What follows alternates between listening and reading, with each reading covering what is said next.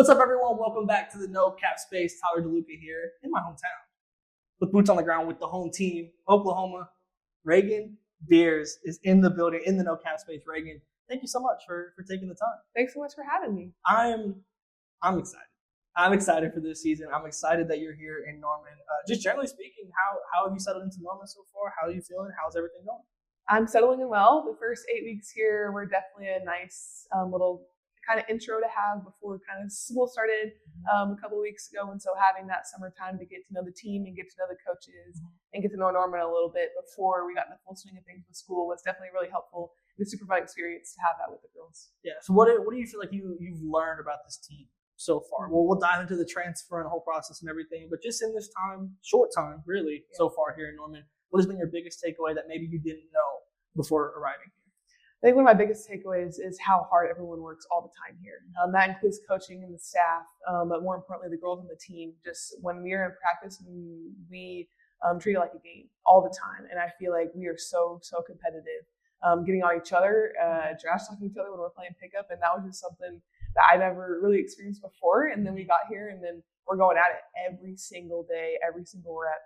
And if we don't, then Jenny's going to get on us, as she should. Yeah. And so it was just a super cool atmosphere to be in. All the communication that goes on, especially because of the offense that we play here, it relies solely on communication. And so communicating offensive, defensively 24/7, that was a super cool adjustment that I'm still adjusting to, but that has been fun.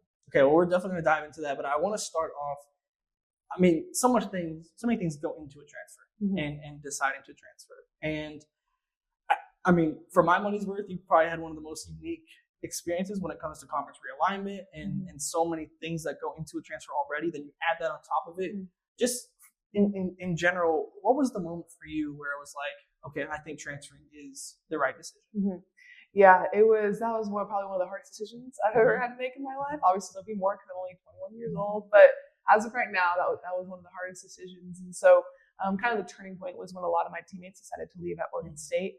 I already knew that the Pac-12 was no longer going to be a conference, and it was going to be hard to get recruits to come as we were going into the WCC. And so knowing that a lot of my teammates were going to leave or were planning on leaving, and then me being, I think, the 7th or 8th one to decide to leave, it was hard not knowing what our team was going to look like.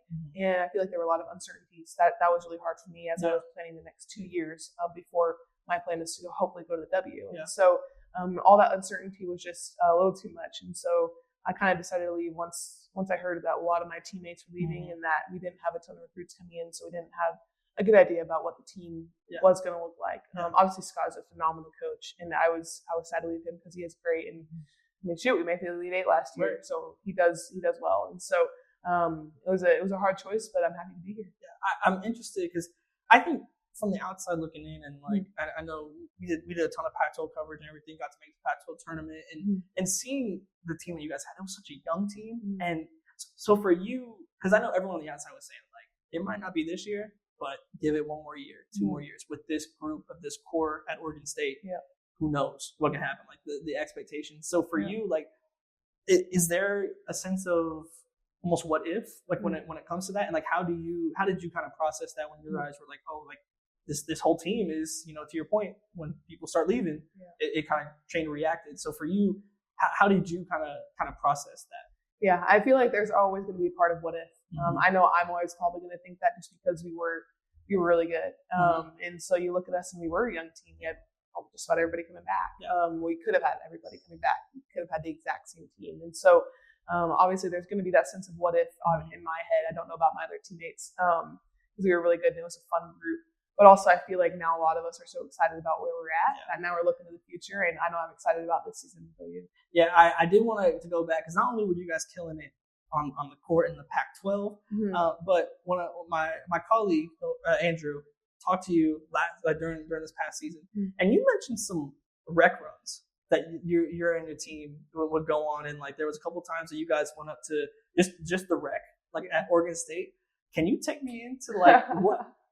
I can't imagine pulling up and it's Oregon State. Like I can't imagine going on my runs and doing that. Is there like a lasting memory of like a reaction or something like that from those rec league runs? Because that just is so funny to me. You guys were doing that. So 100%.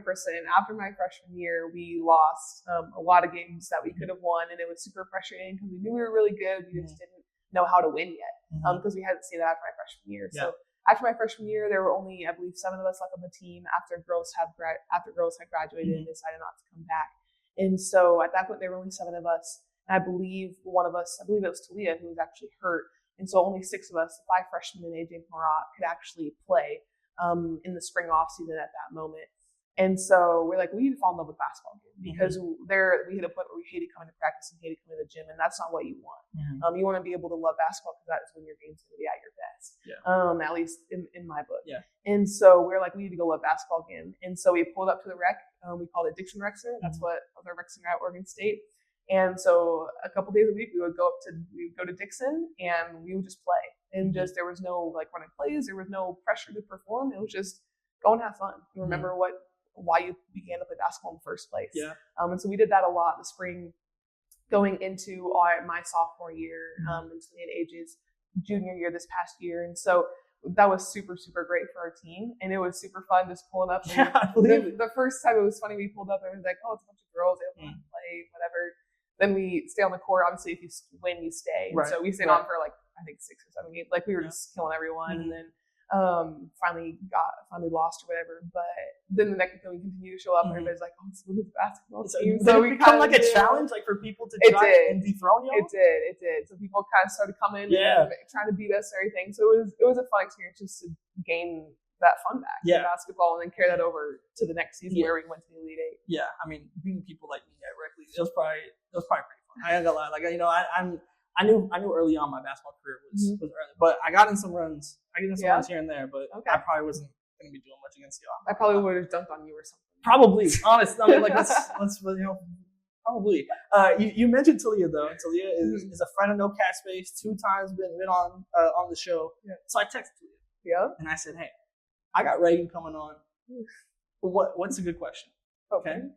This is all I got. Ask about pottery. Oh my goodness. So that's all the information I have. So I see you laughing. Yeah. Why does Talia Von Olhoffen want me to ask about pottery? It's just something that I'm very, very passionate about outside of basketball. And so a lot of the girls, like we always talk about what's one thing or what's one piece of advice that you'd give your younger self or whatever. And I always said we would go to like interviews, we would go to talk to other schools. And my immediate answer would be find something you love outside of basketball. And for me, that was pottery or ceramics. And so she probably asked that just because that's something that I'm obsessed with besides basketball. Like it might be on the same level, honestly. Okay. Like it's there. I love ceramics. And so that's probably why she said to ask about that, just because I love it just as much. And honestly, if I could, I'd probably do that full time if I wasn't, playing basketball. But I love ceramics, and they have a really cool program here that kind of do some things, which is exciting. But what's like the coolest thing what's your like favorite creation that you've made? So senior year of high school, I went to Valor Christian in Colorado, and they have ceramics programs. And so my last year as a senior, you do a self-portrait, not like a sculpt your face self-portrait, just something that resembles you or what you want to do or what you want your life to look like, something like that. And so I want to be a teacher for like kindergarten, first grade. And so I made this giant hollow like apple. And so it's like 25 inches tall, 23 inches wide. So it's like this, it's a massive. Yeah, that's a pretty big apple. Big old apple. And so I made that, and it's like going to go in my classroom one day when I get there. And so that's probably like my favorite thing that I've ever made. And then I make little things for my Oregon State coaches. All have a piece. So Jonas actually brought both of his pieces to here that I gave him while I was at Oregon State. So hopefully OU staff will have something too one day. Yeah, they're going to get jealous. You got to get in the booth. You got to get in there. You mentioned wanting to be a teacher. We were talking a little bit before this, and you're interested in like kindergarten, right? So like what's the inspiration there? Yes, going into my freshman year of high school, actually, we were highly encouraged to help with camp. And so I wanted to help with camp. I was like, yeah, I'll do that. I love camp. And so she stuck me with the K through second gym, and I was like, sure, I'll help wherever. I don't care where I am. I haven't experienced like working at camp like that, so I'll go wherever. So she stuck me in the kindergarten through second grade gym. And I immediately fell in love, like coaching them and teaching them and watching their faces just light up when they finally get something. And so that's where I really found my passion for little kids. Yeah. And I used to babysit a lot in high school and things like that. And so anytime that I could just be around kids, especially that younger age, I just fell in love, and I knew that I could do that all day. And after camp, I was one who was energized and was like, let's go again. Like, I could totally do this for another 4 hours. Yeah. And so that is where I was like, I'm like, God definitely put me on this earth to be a kindergarten first grade teacher after I play basketball. After maybe a couple all-star appearances, stuff like that. No, I got you. Well, let's pivot. We got to talk about OU. Of course. We got to talk about OU.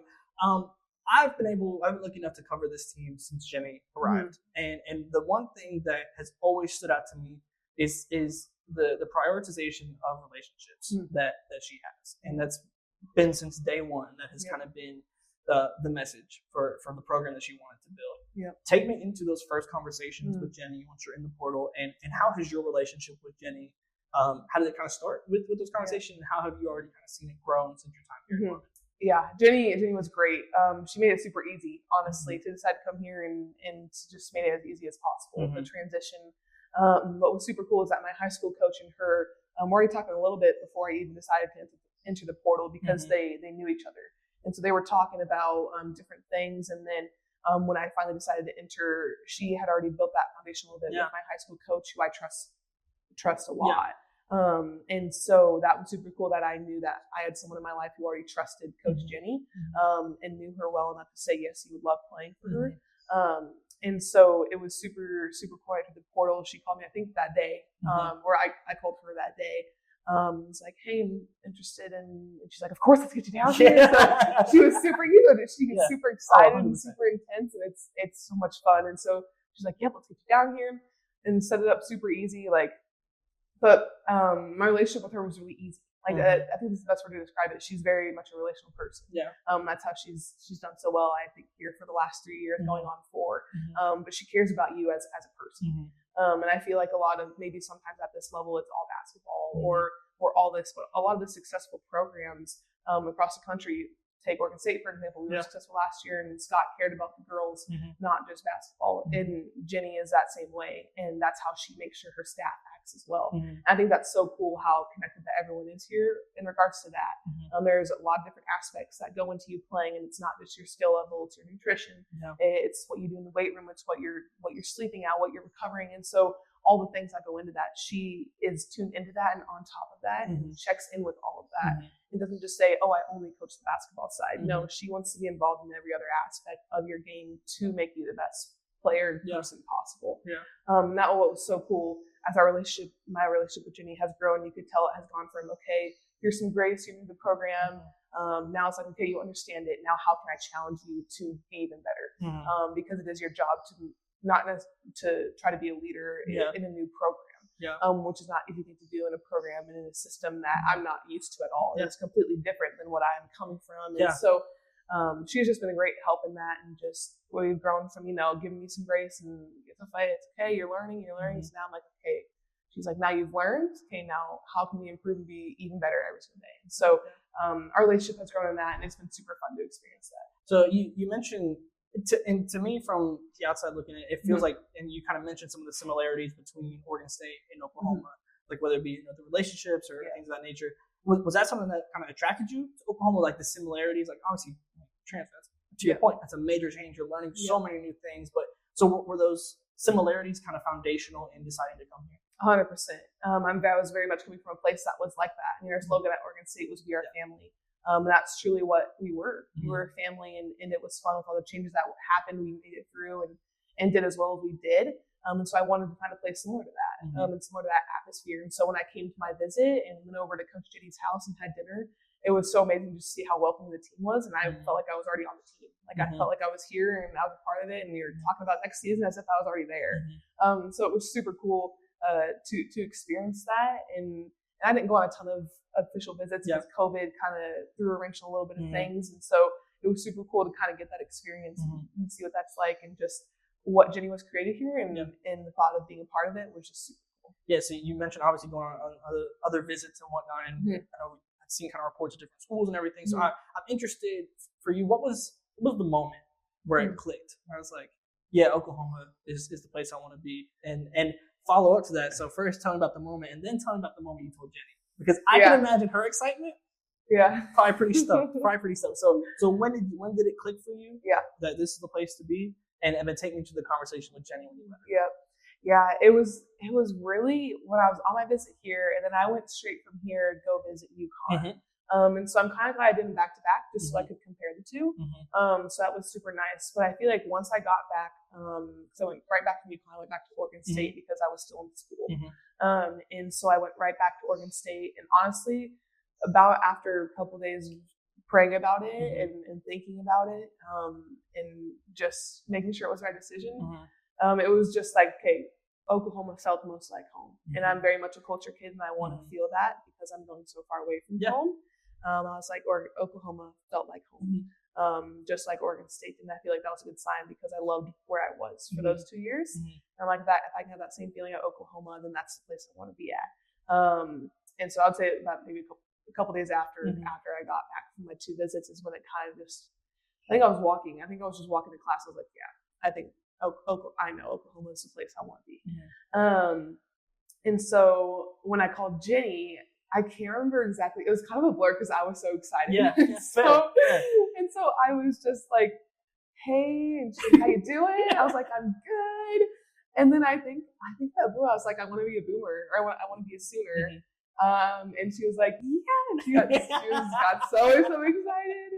It was just, she was really excited. She's like, okay, well, I'm going to text the team. And she's like, is that okay if you, and she like just goes to it really fast. I was like, is that okay if I add you in a group chat? And I can text the team. So you were immediately, I was in a group chat that day. And so it was super, super cool. And then she's like, welcome to the 2024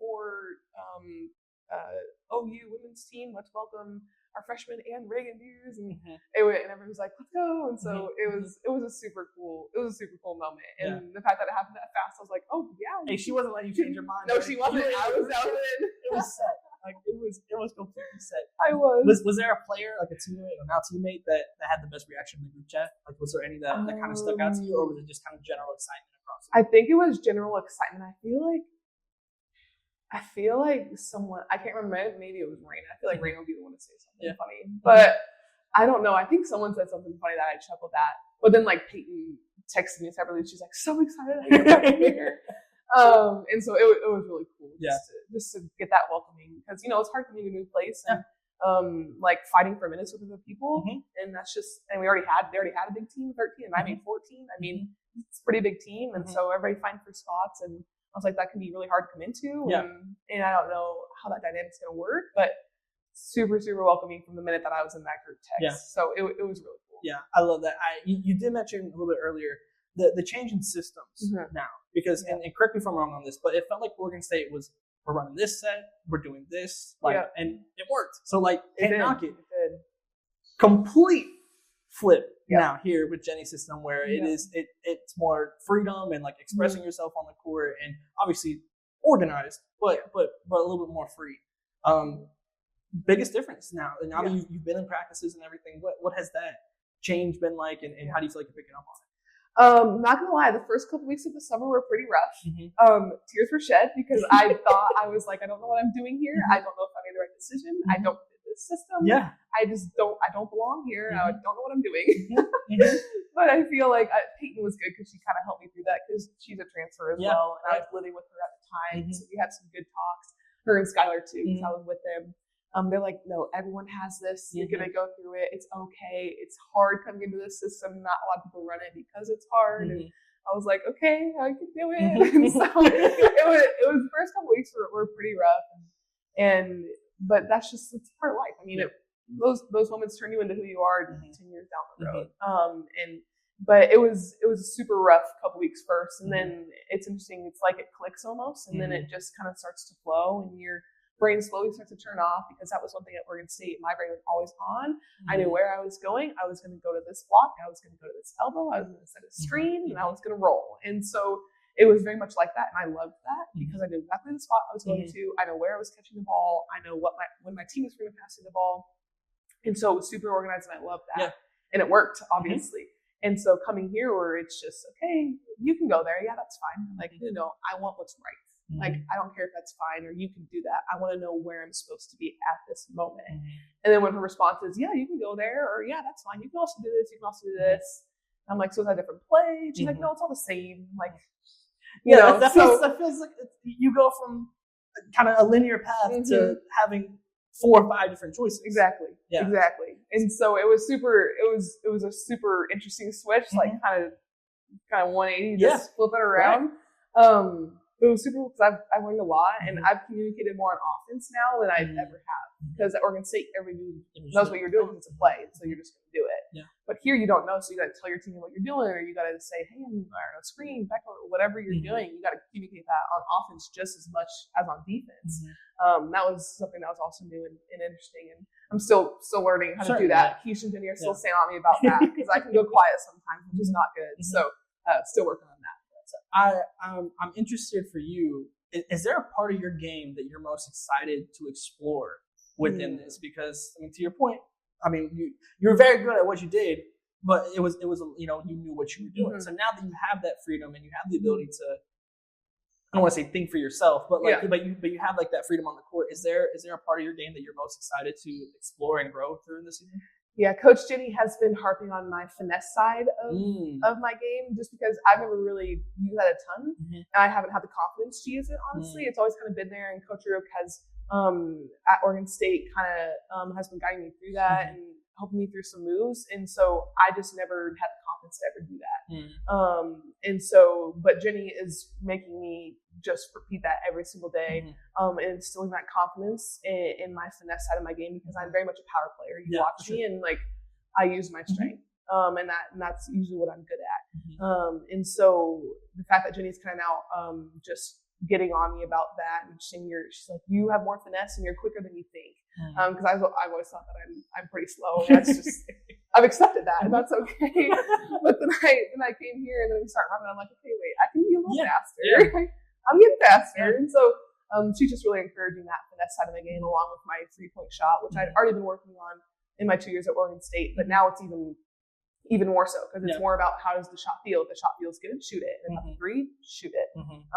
And so just working on those two things, I feel like I'm excited to see where that goes and how I continue to grow with working through Jenny and Keish and the rest of the staff here. Yeah, I like to mention the speed aspect because fast. Yeah. This is a very, very, very fast system.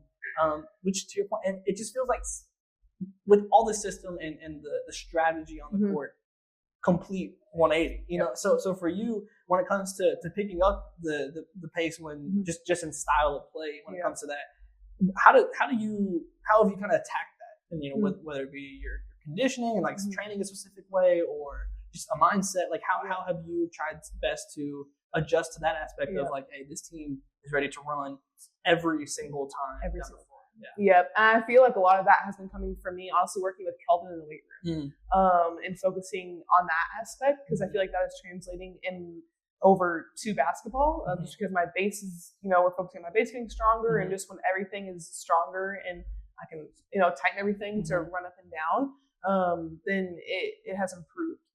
And so that has been super cool to see stuff like that in the weight room and on the field when we condition translate over to basketball. But what has been super helpful is we play pickup obviously a couple times a week. And that for me is when I get in the best shape because it's like we're actually playing. And that for me is the best way for me to get in shape. I can run on the field and I can bike for days, but it's just not the same as basketball shape. For sure.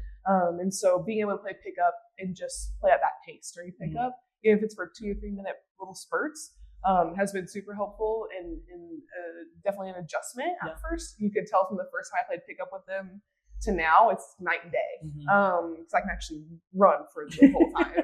And so it's just, but it's super cool just to see, especially then how good we're going to be. Because pickup is a place that we can kind of just like play without the stress of maybe coaches watching. Same thing as when we went to Dixon with my group last year. And so it's super fun to see what we're capable of, and I'm excited for the season. Yeah. How unique is it when you're playing in a free-flowing system like this? Because I feel like so much of that is instinctually knowing your teammates and where they're going to be, where their spots are. Because and you have so many options, and everyone has so many options. So for you, what has been the most interesting aspect of learning your teammates on the court and how you guys function, whether it be in those pickup games or just in practice? What has been kind of the most interesting or kind of aspect to learning your teammates? Yeah. Oh, that's a good question. I would say one of the most interesting things is just where they like to be on the court specifically, like their specific spots or their specific moves that I can time their move up right. So as soon as like Raina goes into her pull up, I know what her shot looks like, so I can get in the rebounding position. Or when she goes to shoot, I like can realize, oh, she's about to pass it. She's not going to shoot it. Especially with people like Raina and Peyton, half the time you don't know when that pass is coming. You just have to have your hands up. I learned that. That was funny. But so just like learning like their movements, and that only comes from really watching them play with them. And so that's why pickup has been great. And in practice, we go live, and those reps are live against the guys, obviously. And so when we do things like that, that has been super interesting and super cool to see. Just now I'm realizing how they shoot or how they do this or where they like their pass or what spots they just drift to without even thinking because that's their spot and where to expect them. And then on their end, it's adjusting to a low post.